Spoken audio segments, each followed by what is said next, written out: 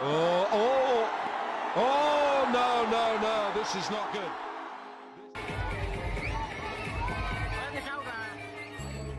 টি-20 cricket এখন ক্রিকেটারদের চোখের মণি। বিভিন্ন ফ্র্যাঞ্চাইজি লিগগুলোই যে এখন ক্রিকেটারদের আয়ের সবচেয়ে বড় উৎস। তবে অন্য সব লিগের চেয়ে বহুদূর এগিয়ে আছে আইপিএল। জাঁকজমক তো আছেই, সেই সঙ্গে অর্থের ঝনঝনানিতে আইপিএলের ধারে কাছেও নেই অন্য কোনো লিগ। আইপিএল যেমন দীর্ঘ ১৩ বছর ধরে নানান সুখস্মৃতি উপহার দিয়েছে ক্রিকেট ভক্তদের, তেমনি এই এক দশকেরও বেশি সময় জুড়ে টুর্নামেন্টটিতে ঘটেছে বিতর্কিত অনেক ঘটনা।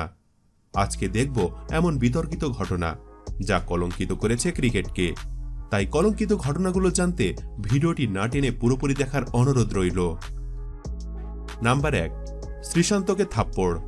আইপিএলের প্রথম মৌসুমে ঘটে গিয়েছিল একটি বড়সড় বিতর্কিত ঘটনা, যা কিনা এখনও আইপিএলের ইতিহাসে অন্যতম বিতর্কিত ঘটনা হিসাবে গণ্য হয়। পাঞ্জাব বনাম মুম্বাই ম্যাচ চলাকালীন মুম্বাইয়ের ব্যাটসম্যান হরভজন সিংকে আউট করেন পাঞ্জাবের বোলার শ্রীশান্ত। আউট করার পরে হরভজন সিংকে উদ্দেশ্য করে কিছু একটা বলেন শ্রীশান্ত। কিংস 11 পাঞ্জাবের হয়ে খেলতে নামা পেসার শ্রীশান্তকে মাঠের মধ্যে সকলের সামনে চড় মেরেছিলেন তৎকালীন মুম্বাই ইন্ডিয়ান্সের স্ট্যান্ড বাই অধিনায়ক হরভজন সিং। এই শ্রীশান্তকে থাপ্পড় মারার কারণে হরভজন সিংয়ের উপর ম্যাচ রেফারি ব্যান লাগিয়ে দিয়েছিলেন। তিনি ওই ম্যাচের পর পুরো আইপিএল খেলতে পারেননি, আর সেই সঙ্গে বিসিসিআইও তাকে 5টি ওয়ানডে ম্যাচের জন্য ব্যান করে দিয়েছিল। যদিও ভাজ্জি এরপর মেনে নিয়েছিলেন যে শ্রীশান্তকে থাপ্পড় মারা তার বড় ভুল ছিল। যদিও এমনটা কেন করেছিলেন হরভজন তা আজও পুরোপুরি পরিষ্কার নয়। নাম্বার ২, পাকিস্তানি ক্রিকেটার নিষিদ্ধ। ভারত পাকিস্তান মানেই এরকম শ্বাস রব, যুদ্ধ ভাব। দুই প্রতিবেশী দেশের ক্রিকেট ম্যাচ শুধুই একটি ক্রিকেট ম্যাচ থাকে না।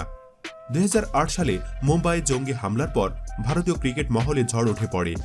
পাকিস্তান তাদের খেলোয়াড়দের ভারতে এসে আইপিএলে যোগদান করা অনেক বেশি ঝুঁকিপূর্ণ বলে ঘোষণা করে। ফলে শাহিদ আফ্রিদি, শোয়েব আখতার, ইউনুস খান, শোয়েব মালিকদের মতো খেলোয়াড় যারা আইপিএলের বিভিন্ন ফ্র্যাঞ্চাইজির সাথে যুক্ত ছিলেন তাদের ভারতে আসার অনুমতি দেওয়া হয়নি। নাম্বার ৩, দুর্নীতিতে জড়িয়ে ললিত মোদীর অপসারণ। ললিত কুমার মোদী ভারতীয় ক্রিকেট সংগঠক, যিনি ইন্ডিয়ান প্রিমিয়ার লিগের চেয়ারম্যান এবং কমিশনার। ২০০৫ সালে তিনি বোর্ডে যোগ দেওয়ার পর থেকে বিসিসিআই রায় ৭ গুণ বেড়ে যায়। ২০০৮ সালে তার মাথা থেকেই বেরিয়েছিল আইপিএলের কনসেপ্ট। প্রতিযোগিতা জনপ্রিয় করতে তার ভূমিকা অনস্বীকার্য। সেই ললিত মোদী ২০১০ সালে দুর্নীতির অভিযোগে সাসপেন্ড হন। তাকে সাসপেন্ড করে বিসিসিআই। পরে তার বিরুদ্ধে অভিযোগ প্রমাণিত হয়। ফলে তাকে সারা জীবনের জন্য ক্রিকেট সংক্রান্ত কোনো রকম পদে বসার উপর নিষেধাজ্ঞা জারি করে বিসিসিআই। নাম্বার ৪, চেয়ার লিডারের চাঞ্চল্যকর মন্তব্য। ইন্ডিয়ান প্রিমিয়ার লিগে বোলার ব্যাটসম্যানরা যখন মাঠে ঝড় তোলেন তখন সেই ঝড়ের উন্মাদনা আরও বাড়িয়ে দেন চেয়ার লিডাররা। শুধু গ্যালারিতে থাকা দর্শকরাই নন, চেয়ার লিডারদের নাচে মাত হয়ে যান টেলিভিশনের দর্শকরাও। আইপিএলের বিনোদনের অন্যতম অঙ্গ চেয়ার লিডাররা। ৪-৬ বা উইকেট পতনের সঙ্গে সঙ্গে তাদের নাচে উদ্বেলিত হয় গোটা স্টেডিয়াম। দক্ষিণ আফ্রিকা থেকে আসা চেয়ার লিডার গ্যাব্রিয়েলা পাসকুয়ালতো চতুর্থ আইপিএল মৌসুমে তার প্রতি কিছু ক্রিকেটারের অশালীন আচরণের কথা প্রকাশ্যে আনেন। ম্যাচ শেষের পর পার্টিতে তার সঙ্গে ক্রিকেটারদের কিছু আপত্তিজনক ব্যবহারের কথা তিনি জানান। পরে তাকে আইপিএল থেকে বরখাস্ত করে ব্যাপারটা ধামাচাপা দেওয়া হয়েছিল। নাম্বার ৫, ওয়াংখেড়েতে নিষিদ্ধ কিং খান। ভারতীয় টি-20 ক্রিকেট টুর্নামেন্ট আইপিএলে অন্যতম আলোচিত দল কলকাতা নাইট রাইডার্স, আর শুরু থেকে দলটির অন্যতম মালিক শাহরুখ খান। মুম্বাইয়ের ওয়াংখেড়ে স্টেডিয়ামে ২০১২ সালে আইপিএলের একটি ম্যাচ শেষে স্টেডিয়ামের কর্মীদের সাথে বিতণ্ডায় জড়িয়ে পড়েন তিনি। কলকাতা নাইট রাইডার্স মুম্বাইয়ে অ্যাওয়ে ম্যাচ খেলতে গেলে ওয়াংখেড়ে সিকিউরিটি গার্ডদের সাথে অসভ্য আচরণের অভিযোগ ওঠে মদ্যপ শাহরুখ খানের বিরুদ্ধে। যদিও সেই দাবি মানতে নারাজ ছিলেন কিং খান। পরে ৫ বছরের জন্য তাকে ওয়াংখেড়েতে নিষিদ্ধ ঘোষণা করে Mumbai cricket association. Number ৬, Chennai নিষিদ্ধ মালিঙ্গারা। ২০১৩ সালে শ্রীলঙ্কার রাজনৈতিক অবস্থার কথা মাথায় রেখে তৎকালীন তামিলনাড়ু সরকার শ্রীলঙ্কার ক্রিকেটারদের চেন্নাই আসার অনুমতি দেননি। শ্রীলঙ্কায় তামিলদের মানবাধিকার লঙ্ঘনের অভিযোগের কারণে তামিলনাড়ু সরকার আইপিএল খেলায় শ্রীলঙ্কার খেলোয়াড়দের অংশগ্রহণ নিষিদ্ধ করে। তাদের নিরাপত্তাজনিত কারণে এমন পদক্ষেপ বলে জানানো হয়। ফলে ২০১৩ সালে কোনো দলে শ্রীলঙ্কান ক্রিকেটাররা চেন্নাইয়ের চিপক স্টেডিয়ামে খেলতে পারেননি। নাম্বার ৭, নিষিদ্ধ রাজস্থান ও চেন্নাই। 2008 সালে মহাসমারোহে ইন্ডিয়ান প্রিমিয়ার লিগ আইপিএল এর যাত্রা শুরুর পর থেকেই ক্রিকেট আকাশে গুঞ্জন নোংরা ফিক্সিং এর। ফ্র্যাঞ্চাইজি মালিকানার সুযোগে কালো পর্দার আড়ালে ক্রিকেট নিয়ে জুয়া খেলার দায়ে চেন্নাইয়ের মেয়াপ্পন ও রাজকুন্দ্রা নিষিদ্ধ হয়েছেন আজীবন। ম্যাচ ফিক্সিং কেলেঙ্কারির দুর্নীতির সঙ্গে রাজস্থান ও চেন্নাইয়ের দুই ফ্র্যাঞ্চাইজির দলের বেশ কিছু মানুষের যুক্ত থাকার ইঙ্গিত পায় আয়োজক কমিটি। এছাড়াও আসরের দল হিসাবে আইপিএলের সবচেয়ে সফল দল, দুবারের চ্যাম্পিয়ন ও 4 বারের runners up Chennai Super Kings ও 2008-এ আইপিএলের প্রথম আসরের চ্যাম্পিয়ন রাজস্থান রয়্যালসকে 2 বছরের জন্য নিষিদ্ধ করা হয়েছে। সেই সঙ্গে বিসিসিআইয়ের কিছু শীর্ষ কর্তাদের বরখাস্ত করা হয়। এটি আইপিএলের ইতিহাসে সবথেকে বড় বিতর্কিত ঘটনা। নাম্বার 8, কোহলির নিয়ম ভঙ্গ। প্রেমের জন্য কত কিছুই না করতে হয়, কিন্তু খুব সম্ভবত বিরাট কোহলির মতো বাড়াবাড়ি দুনিয়ার খুব কম প্রেমিকই করেন।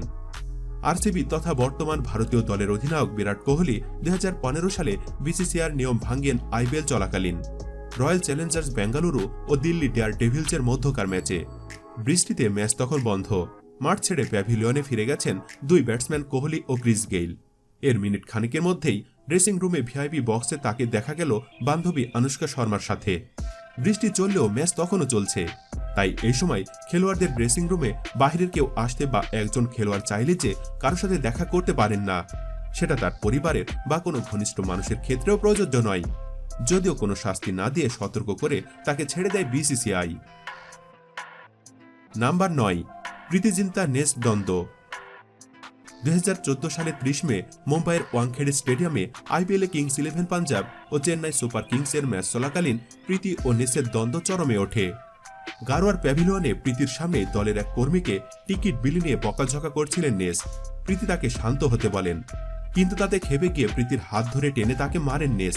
এতে শেষ নয়, প্রীতি জায়গা বদল করার পরেও তাকে গালিগালাজ করেন। মাঠে দলের সবার সামনে হেনস্থা করেন নেস। ব্যক্তিগত সম্পর্ক শেষ হয়ে গিয়েছিল আগেই, ব্যবসায়িক সম্পর্কের খাতিরে যোগাযোগ ছিল তাদের, কিন্তু ওয়াংখেড়েতে তাদের মধ্যে ঝামেলার পর নেস ওয়াদিয়ার বিরুদ্ধে তাকে হেনস্থার এবং খুন করার অভিযোগ আনে প্রীতি জিন্তা। এই ঘটনায় জড়িয়ে পড়েছিলেন সচিন পুত্র অর্জুন টেন্ডুলকারও। নাম্বার 10, কোহলি গম্ভীর বিবাদ।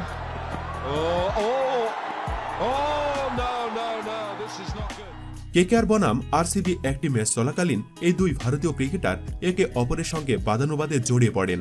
বেঙ্গালুরুর ঘরের মাঠে 5 উইকেটে জিতেছে গম্ভীরের কলকাতা।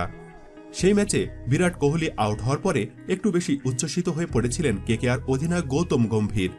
তারপরে বিরাট কোহলি ব্যাট হাতে গম্ভীরের দিকে তেড়ে যান। আম্পায়ারের তত্ত্বাবধানে পরিস্থিতি সেই সময়ের জন্য ঠান্ডা হয়।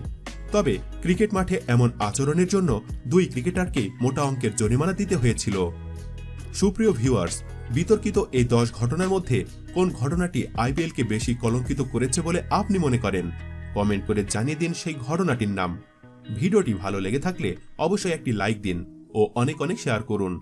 ক্রিকেটের আরও এমন নানান অজানা সব তথ্য নিয়ে নিয়মিত ভিডিও পেতে আমাদের চ্যানেলটি সাবস্ক্রাইব করে আমাদের সাথেই থাকুন।